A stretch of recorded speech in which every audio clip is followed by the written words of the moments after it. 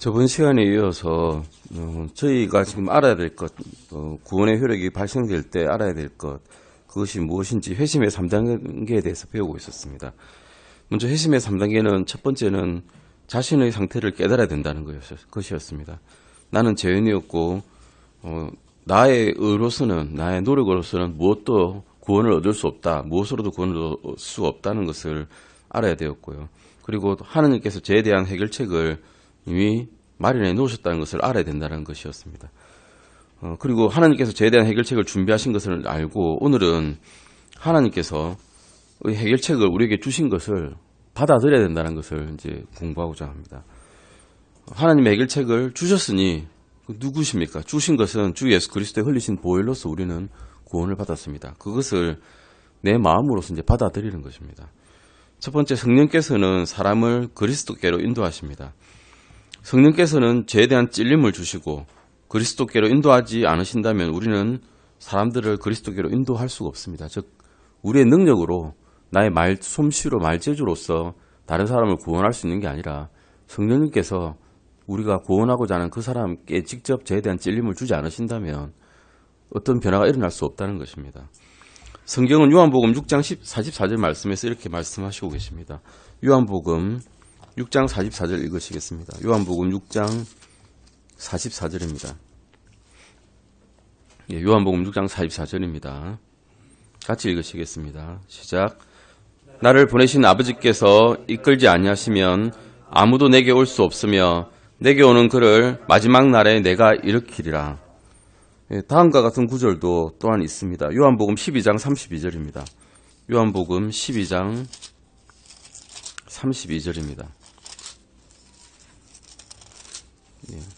12장 32절입니다. 시작. 나 곧 내가 땅에서 들리면 모든 사람을 내게로 이끌리라 하시니라.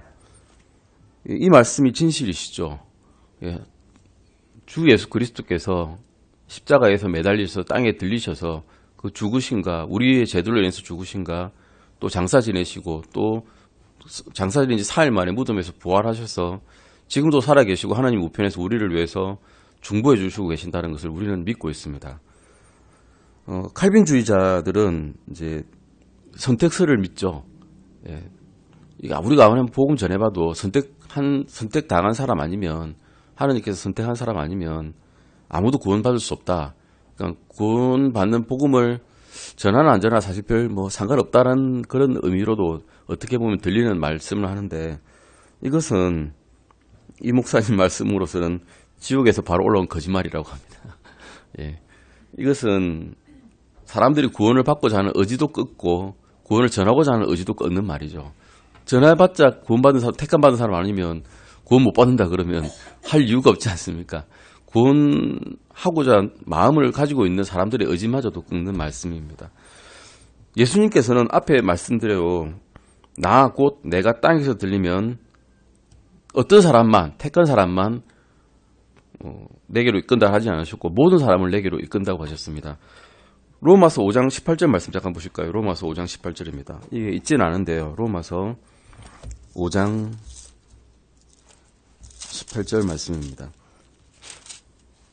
로마서 5장 18절 말씀입니다. 같이 읽으시겠습니다. 시작. 그러므로 한 사람의 범죄로 말미암아 심판이 모든 사람에게 임하여 정죄에 이른 것 같이 한 사람의 의로 말미암아 이 거저 주시는 선물이 모든 사람에게 임하여 생명의 칭의에 일어나나니. 아담이 한 사람 범죄해서 모든 사람이 죄를 지었고 그것 때문에 모든 사람이 죽게 되었고 죽어서 지옥에 갈 수밖에 없는 그런 상황이었는데 주 예수 그리스도께서 꼭 한 분만이 이 의로운 선물을 우리에게 주셔가지고 우리가 모든 사람이 구원에 이를 수 있다라고 분명히 성경에 기록이 되어 있습니다. 어떤 택함받은 민족만, 택함받은 사람만 구원을 받는 것이 아니라는 것이죠. 베드로후서 3장 9절도 보시겠습니다. 베드로후서 3장 9절 말씀입니다. 3장 9절입니다. 시작. 주께서는 자신의 약속에 대해 어떤 사람들이 더디다고 생각하는 것 같이 더디지 아니하시며 오직 우리를 향하여 오래 참으사 아무도 멸망하지 아니하고 모두 회개에 이르기를 원하시느니라. 계속 나오지만 어떤 특정한 사람만 회개에 이르기를 원하시는 게 아니라 모두 구원받기를 원하시고 모두 회개에 이르기를 원하신다라고 말씀하시고 계십니다. 주님의 뜻은 이렇는데 실제로 우리가 구원받기 전에 어떻습니까? 많은 교회에서 나와서 구원의 복음을 전한 사람들 우리는 사실은 들었습니다. 한 번도 안 들었다는 사람은 사실은 없을 것입니다. 제가 학교 다닐 때도 믿는 친구들이 있어서 저한테 제안한 사람도 있었고 방송에서도 있었고 심지어는 지나가다가 걸려서 전도지를 받기도 하고 하지만 그것들을 그전에는 다 물리쳤습니다. 왜냐하면 제 마음에 마음에 들지 않았다고 하나요? 내 힘으로서 거둘 수 있는 게 없는데 이게 무슨 구원인가라는 생각이 머릿속에서 이 사회에서 배움 그대로 들어있었기 때문입니다. 그런 식으로 여전히 이런 말씀을 드려도 구원받지 못할 수 있습니다. 성령께서 죄에 대한 찔림을 주시고 또 믿도록 촉구를 하시지만 죄인된 사람이 마음을 악하게 가지고 이 말씀을 받아들이지 않으면 우리의 능력은 어차피 안 되는 것이죠. 성령님께서 찔림을 주시고 주님께서 그 사람이 돌이키도록 회개의 마음을 주셔야 구원을 받을 수 있으니까요. 우리는 성경을 이렇게 보여줄 수 있습니다. 또 그분을 위해서 기도해 줄 수는 있지만 구원받을 욕구를 줄 수는 없습니다. 나중에 우리 전도 집회 나가더라도 이런 것 때문에 실망할 필요가 없다는 거죠. 전도지를 줄 수 있습니다. 기도해 줄 수 있고 그분이 마음이 바뀌도록 기도해 줄 수는 있지만 그분이 마음이 안 바뀐다고 해서 우리가 마음이 낭만할 필요가 없다는 것입니다. 다 하나님께서 해주시는 일이지 우리의 능력이 아니란 것이죠. 노력은 해야 됩니다. 하지만 아무도 말씀을 못 듣게 우리는 우리만 알 거야 하고 그 말씀을 꽁꽁 싸매고 있어서는 안 됩니다. 성경의 마지막 책인 계시록에서는 성령님께서는 모든 사람이 구원받도록 초청하시고 계십니다. 계시록 22장 17절 보시겠습니다. 계시록 22장 17절입니다. 요한계시록 22장 17절입니다. 같이 읽으시겠습니다. 시작. 성령과 신부가 말씀하시기를 오라 하시는도다. 듣는 자도 오라 할 것이요 목마른 자도 올 것이요 또 누구든지 원하는 자는 값없이 생명수를 취하라. 오라고 하십니다. 돈 내고 오라고 안 하십니다. 뭔가 네가 해서 이것을 얻을 수 있다고 하지 않으십니다. 값없이 취하는데 값이 없다는 것이 무가치에서 값이 없다는 게 아니라 주님께서 값을 셀 수 없는 그 귀중한 보혈을 우리를 위해서 흘려주시기 때문에 우리가 이것을 값없이 취할 수 있다는 것입니다. 그 다음은 좀 어려운 주제죠. 우리의 회개입니다. 회개. 회개는 영어로는 repentance인데 의미가 두 가지가 있습니다. 히브리어로 누캄이라는 게 있었답니다. 누캄. 이건 후회한다는 겁니다. 후회. 회개가 옛날 말로는 후회라는 뜻도 있었고 그리스어로는 메타노니아에서 마음을 바꾼다라는 뜻도 있었답니다. 그런데 우리가 성경에서 말하는 회개는 마음이 바뀌는 겁니다. 사실은. 예전까지 내가 갔던 그 악의 길에서 마음이 바뀌어서 주님께로 돌아가는 것. 그것이 회개라고 하는 것입니다. 의아해하는 사람도 있습니다. 내가 지금까지 살아온 게 그렇게 나쁜 삶 안 살았는데 내가 그렇게 살인 저지른 것도 아니고 강도질한 것도 아니고 도둑질한 것도 아닌데 그렇다고 내가 가늠한 것도 아닌데 내가 왜 회개를 해야 되나 하고 생각하는 분도 사실 있습니다. 그런데 회개에는 하나님의 말씀에 분명히 나옵니다. 사도행전 17장 30절 한번 보시겠습니다. 사도행전 17장 30절 말씀입니다. 사도행전 17장 30절입니다. 같이 읽으시겠습니다. 시작. 하나님께서 이같이 무지하던 때를 눈감아 주셨으나 이제는 모든 곳에서 모든 사람에게 회개하라고 명령하시나니. 모든 사람에게 회개하라고 명령을 하셨는데 그럼 회개가 무엇이냐를 이제 알아야 될 것 같습니다. 회개는 무엇인가 물어보면 단순히 죄에 대해서 후회를 하는 것이 아닙니다. 옛날에 내가 술을 많이 먹었기 때문에 옛날에 술을 많이 먹었지. 후회하네. 몸이 나빠져서 이제 더 이상 먹으면 안 되겠네. 더 이상 나빠지기 전에 안 먹지 말걸. 담배를 많이 펴서 배가 이제 망가졌네. 그 전에 담배 피지 말걸. 이런 게 아니란 거죠. 단순히 자기 죄에 대해서 슬퍼하기만 하고 회개에 이르지 못한 예가 여러 군데에서 나옵니다. 많은 자들이 회개를 안 하고 후회를 했지만 다시 자기의 악한 길로 돌아간 경우가 있습니다. 가룟 유다와 에서의 경우인데요. 마태복음 27장 3절에서 마태복음 27장 3절에서 5절 말씀 한번 읽어보겠습니다. 마태복음 27장 3절에서 5절입니다. 마태복음 27장 3절에서 5절입니다. 같이 읽으시겠습니다. 시작. 그때 그분을 배반하여 넘긴 유다가 그분께서 정죄받으신 것을 보고 뜻을 돌이켜 은 30개를 수제사장들과 장로들에게 도로 가져다 주며 이르되 내가 무죄한 피를 배반하여 넘김으로 죄를 지었노라 하니 그들이 이르되 그것이 우리와 무슨 상관이 있느냐 내가 그것과 상관하라 하거늘 유다가 그 언들을 성전에 내던지고 떠나가서 스스로 목을 매니라. 예. 후회하고 유다가 한 일은 무엇이었습니까? 목을 맨 겁니다. 베드로는 후회하고 어떻게 했습니까? 돌아가서 그의 예수님께서 나를 사랑하느냐 하는 질문을 3번을 듣고 마음이 근심이 되어서 예수님을 사랑한다고 말했을 때 내 양들을 먹이라는 말씀을 듣고 실제로 그런 뜻을 돌이켜서 목을 맨 게 아니라 양들을 먹였습니다. 말씀 전하고 복음을 선포했죠. 유다가 만약에 설사 예수님을 배반하여서 예수님을 십자가에 못 박게 하였더라도 멸망의 아들이었지만 만약에 마음이 변해서 행동을 뜻을 돌이켜서 복음을 전하다 했다면 목을 매지는 않았을 거 아닙니까? 12사도 안에 그대로 들었을 수도 있을 것 같습니다. 분명히 큰 죄를 지었지만요. 예수님께서는 그런 자들을 위해서 아주 큰 죄를 지은 자들을 위해서 또 작은 죄를 지은 자들을 위해서 십자가에서 돌아가신 것이 아니시겠습니까? 그런데 이 사람은 뜻을 돌이킨 게 아니라 후회만 했던 것입니다. 내가 왜 그랬을까 후회하고 자책감에 무뎌져서 주님의 뜻은 헤아리지 않고 그냥 목을 메고 죽어버려서 지옥불로 가는 급행차를 타버리고 말았습니다. 에서의 경우도 잠깐 보시겠습니다. 창세기 27장 보시겠습니다. 창세기 27장 34절에서 38절입니다. 창세기 27장. 네. 이삭의 아들 야곱과 에서가 있었는데 그 중에 야곱이 좀 어떻게 보면 어머니의 힘을 빌어서 비열하게 장자의 받는 복을 가로채버렸습니다. 가로채고 난 다음에 에서가 왔죠. 사냥해서 돌아와서 맛있는 것을 준비해서 아버지한테 이삭에게 내밀었는데 아버지가 더 이상 줄 복이 이제 남아있지 않습니다. 창세기 27장 34절에서 38절입니다. 같이 읽어보시겠습니다. 시작.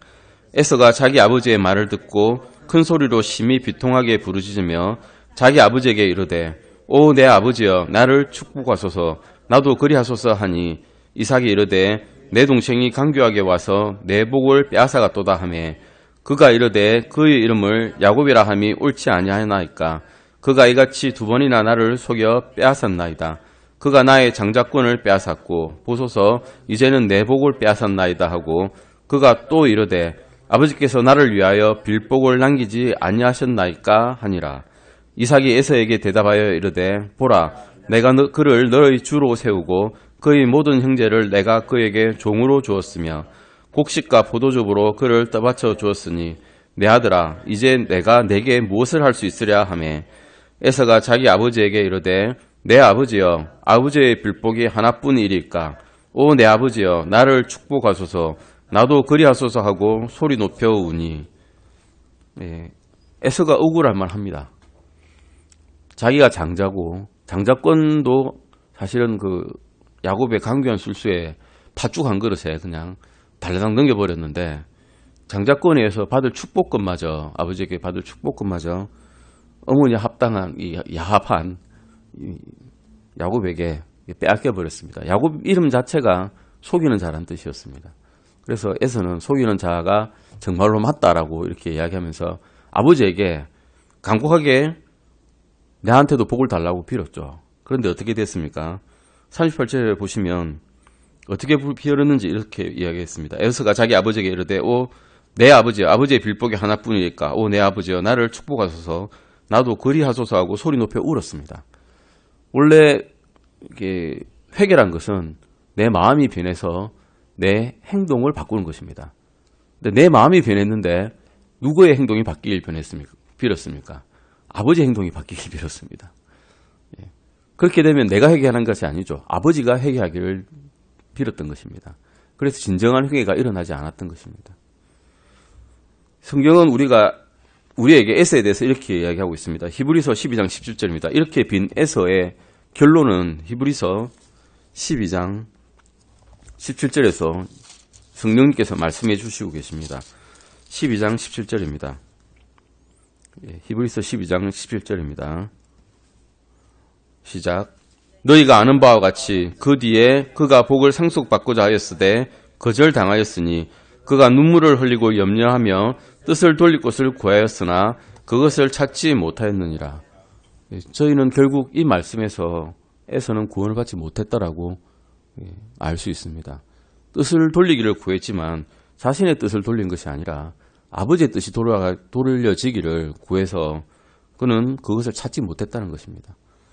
원망하고 평생을 살았죠. 그렇게 해서 야곱이 자기 삼촌 집에 가서 돌아올 때까지 이를 부득부득 깔면서 헛된 인생을 살았는데 물론 재산은 많이 그래도 취했습니다. 후회와 눈물은 종종 회개의 동반이 됩니다. 그런데 눈물 흘린다고 후회한다고 반드시 회개냐라고 우리가 말을 할 수가 없다는 것입니다. 찰스 스펄전은 이렇게 썼습니다. 살인자가 교수형을 싫어하듯이 사람은 죄를 싫어할지도 모른다. 그러나 그것이 회개했다는 증거는 될 수 없다. 만약 내가 형벌 때문에 죄를 싫어한다면 나는 죄를 회개한 것이 아니다. 나는 단지 하나님이 공의로운 분이라는 사실만 인정한 것이다. 그러나 제가 예수 그리스도께 대한 범죄임을 안다면 내가 그분에게 상처를 입히고 죽게 만들었다는 사실을 보고 내 마음이 부서져 내 자신을 혐오하게 되었는데 그것이 바로 회개다라고 찰스 스펄전은 썼습니다.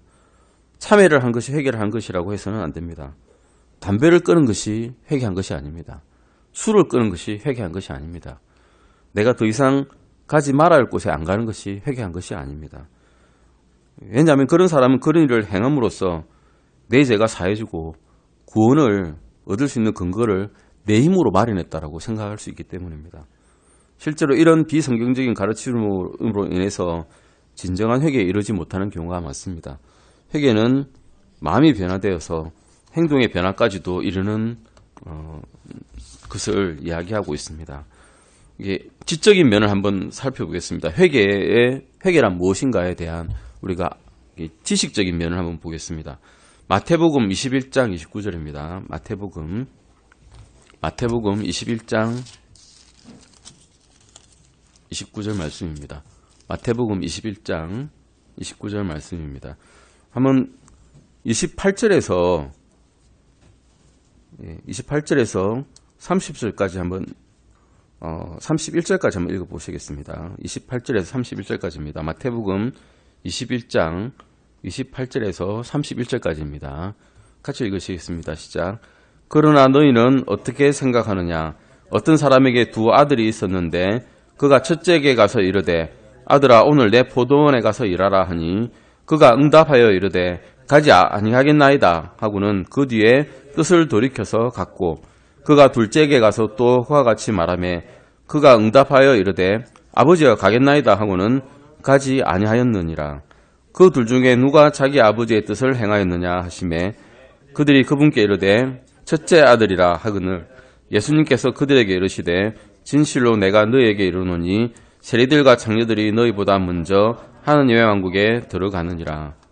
21장에서 우리는 일을 하러 가라는 아버지의 명령을 들은 두 아들 이야기를 들었습니다. 첫째는 그렇게 대답했죠. 그가 대답하여 이르되 첫째는 가지 아니하겠나이다 하고는 둘째는 뉘우쳐서 돌아갔습니다. 처음에는 포도원에 가기를 거절했지만 나중에는 회개하여서 자신의 마음을 되돌려서 포도원으로 갔습니다. 하지 아니하겠나이다 거부할 수 있습니다. 우리는 거부를 종종 하죠. 하지만 그대의 뜻을 되돌이켜서 주님의 일을 하는 곳으로 가는 것, 그것이 회개한다는 것입니다. 그리고 감정적인 면입니다. 우리가 지식적으로는 이렇게 알고 있는데 감정적인 면은 어떤 것인가를 보시겠습니다. 우리가 회개할 때 슬픔이 있습니다. 그런데 슬픔이 있다고 우는 사람도 있고요. 안 우는 사람도 있습니다. 운다고 해서 다 회개한 거냐? 그것도 아니고 안 온다고 해서 회개 안 한 거냐? 그것도 아닙니다. 하지만 마음에 회개할 때 우리의 슬픔은 존재하고 있죠. 예, 고린도후서 7장 9절에서 10절 보시겠습니다. 고린도후서. 내 죄에 대한 슬픔이 있습니다. 내 죄로 인해서 주님께서 그렇게 고통당하신 것에 대한 아픔이 있습니다. 고린도후서 7장 9절에서 10절입니다. 고린도후서 7장 9절에서 10절입니다. 같이 읽으시겠습니다. 시작. 이제 내가 기뻐함은 너희가 근심하였기 때문이 아니요 오히려 너희가 근심함으로 회개에 이르렀기 때문이라. 너희가 하나님께 속한 방식대로 근심하게 된 것은 어떤 일에서도 너희가 우리로 말미암아 상처를 받지 아니하게 하려 함이니 하나님의 뜻대로 하는 근심은 회개를 이루어 다시 돌이킬 수 없는 구원에 이르게 하거니와 세상의 근심은 사망을 이루느니라. 근심이 두 종류가 있는데 세상의 근심이 있고 하나님의 뜻대로 하는 근심이 있다고 합니다. 세상에 대한 근심은 무엇을 이루었습니까? 사망을 이루었습니다. 근심을 하고 걱정을 하지만 우리 요즘에 하는 말 있죠. 걱정을 해서 걱정이 없으면 걱정이 없겠네. 걱정을 하면 걱정만 늘어날 뿐이고 몸에도 유익하지 않고 정신에도 유익하지 않습니다. 그런데 하나님의 뜻대로 하는 근심은 회개를 이룬다고 합니다. 회개를 이루어서 다시 돌이킬 수 없는 구원에 이르게 한다고 하십니다. 다시 돌이킬 수 없답니다. 예.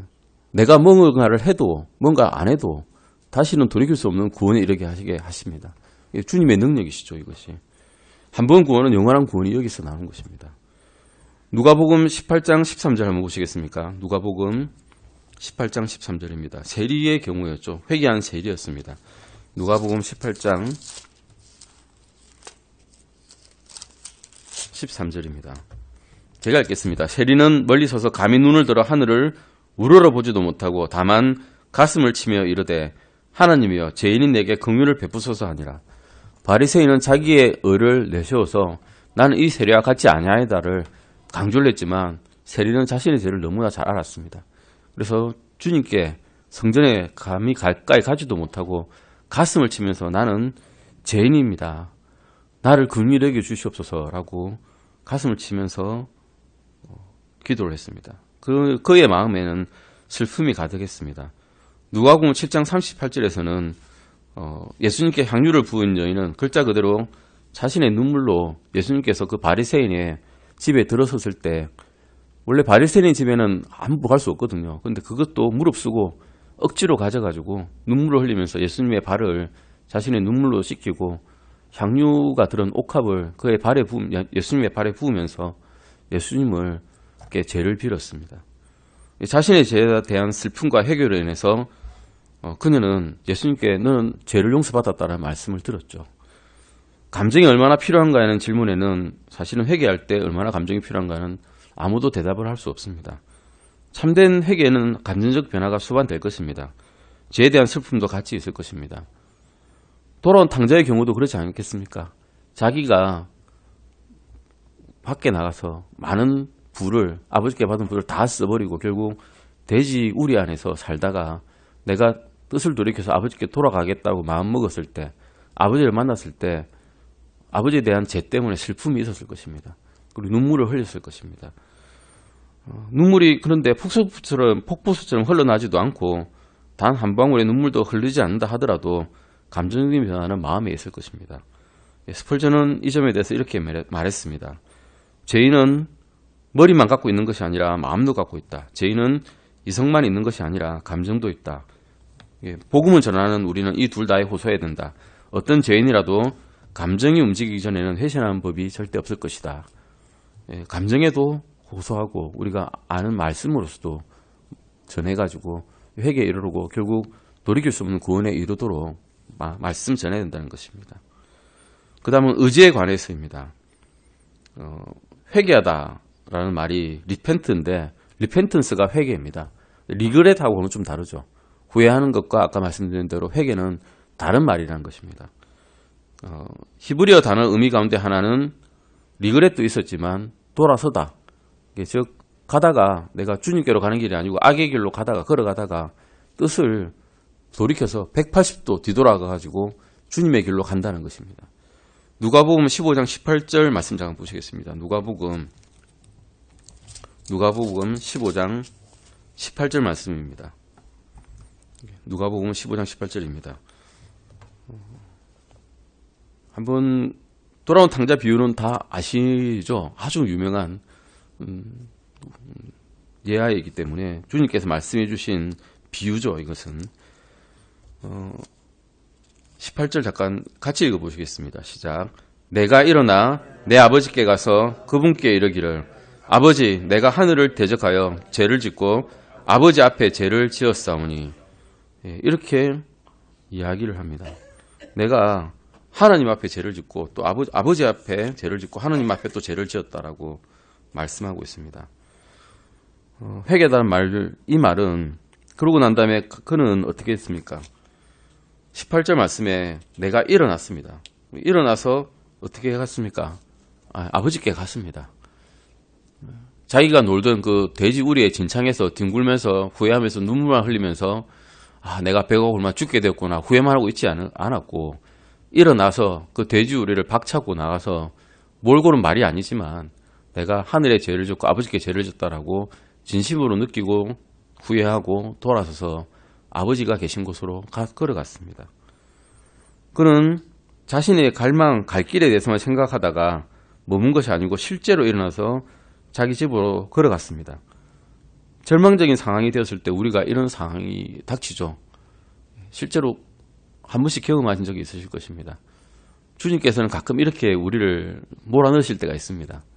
내가 도저히 나의 의로만 살고 주님의 길로 생각하지 않을 때 어쩔 수 없는 상황에 다다를 때가 있죠. 그랬을 때 내가 어떻게 하느냐, 나의 의지가 어떻게 변해서 어떻게 길을 가느냐는 본인의 몫입니다. 갈 길을 일어나서 돌아서서 힘차게 주님 앞으로 걸어가야 됩니다. 회개는 죄에 대해 마음이 상한 결과일 뿐만 아니라 죄로부터 적극적으로 돌아서서 걸어가는 것을 이야기합니다. 바울 서신에서 회개라는 것은 이례적 행동 이상의 경험입니다. 한 번 돌아가다가 다시 아버지께로 가다가 한 번은 딱 가다가 이게 아니지 하고 대다시 또 돌아서 대주를 하는 건 일회성이죠. 네, 계속 걸어가는 겁니다. 계속 아버지 있는 길로. 그 다음은 하나님께 죄를 고백함입니다. 시편 38편 18편 보시겠습니다. 시편 38편 18절입니다. 시편 38편 18절입니다. 같이 읽으시겠습니다. 시작. 내가 내 불법을 밝히 드러내고 내 죄로 인하여 슬퍼하리이다. 그리고 로마서 10장 9절에서 13절 같이 읽어보시겠습니다. 로마서 10장 9절에서 13절까지입니다. 로마서 10장 9절에서 13절까지입니다. 시작. 내가 만일 내 입으로 주 예수님을 시인하고 하나님께서 그분을 죽은 자들로부터 살리신 것을 내 마음속으로 믿으면 구원을 받으리니 사람이 마음으로 믿어 의에 이르고 입으로 시인하여 구원에 이르느니라. 또 성경 기록이 이르기를 누구든지 그분을 믿는 자는 부끄러움을 당하지 아니하리라 하라니 이는 유대인과 그리스인 사이에 차별이 없기 때문이라. 모든 사람 위에 계신 같은 주께서 자신을 부르는 모든 사람에게 부여하시니 누구든지 주의 이름을 부르는 자는 구원을 받으리라. 아멘. 누구든지입니다. 누구든지 주의 이름을 부르고 주의 길로 회개하여서 걷는 자들은 다 구원을 받으리라고 말씀하시고 계십니다. 고백하여 구원에 이른다는 말씀은 하느님께 하는 고백입니다. 고백을 하려면 필히 주의 이름을 불러야 됩니다. 우리의 죄를 고백하는 것과 주 예수를 자신의 구세주로 믿는 것입니다.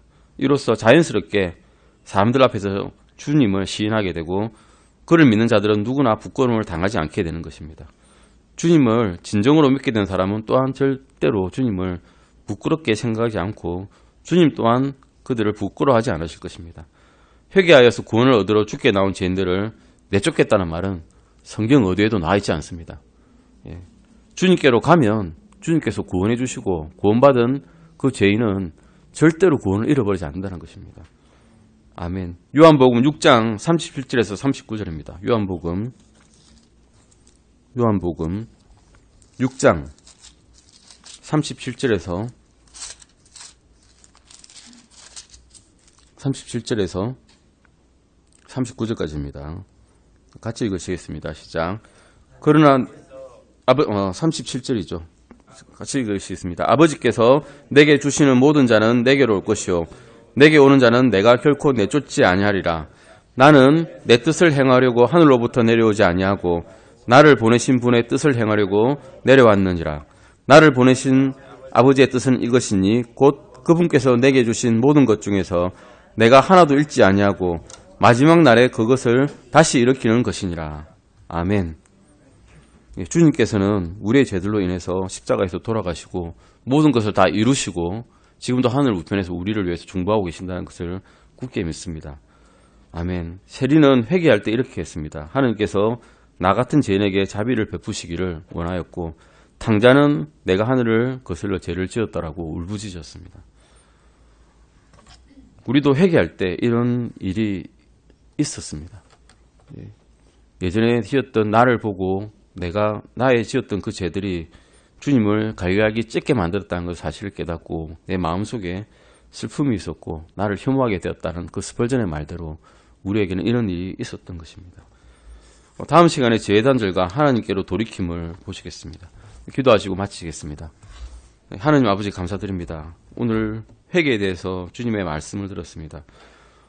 저희의 지은 죄로 인해서 주님께서 상하시고 또 우리의 죄를 용서해 주시기 위해서 십자가에 매달려서 돌아가시고 또 하나님께로 올라가셔서 지금 우리를 중보해 주심을 감사드립니다. 주님, 이 시간 이후에도 주님께서 이 교회에 모인 이 예배당에 모인 저희의 성도들을 다 주관해 주시고 마음을 돌이켜 주시옵소서.